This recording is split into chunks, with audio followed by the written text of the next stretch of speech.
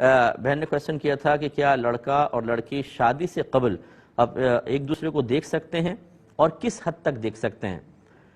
دیکھیں، ایک انصاری صحابی تھے، انہوں نے نبی کریم صلی اللہ علیہ وسلم کو بتایا کہ یا رسول اللہ صلی اللہ علیہ وسلم میں ایک عورت سے نکاح کا ارادہ رکھتا ہوں۔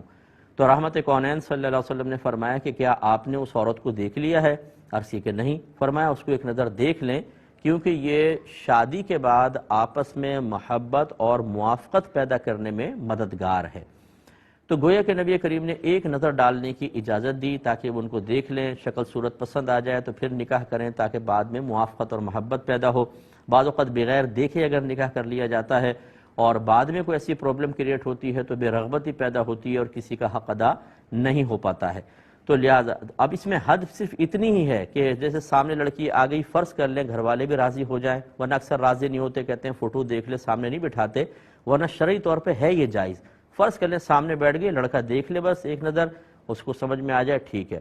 اور زیادہ بہتر یہ ہوتا ہے، رسول علماء نے لکھا کہ اگر مرد لڑکی والے راضی نہیں ہو رہے تو لڑکا کسی ایسی قابل اعتماد خاتون کو وہاں بھیج دے جو اس کے مزاج، اس کی پسند وغیرہ کو سمجھتی ہوں، وہ جا کر اس کو دیکھ کر آ کے بتا دیں اس قسم کی لڑکی ہے۔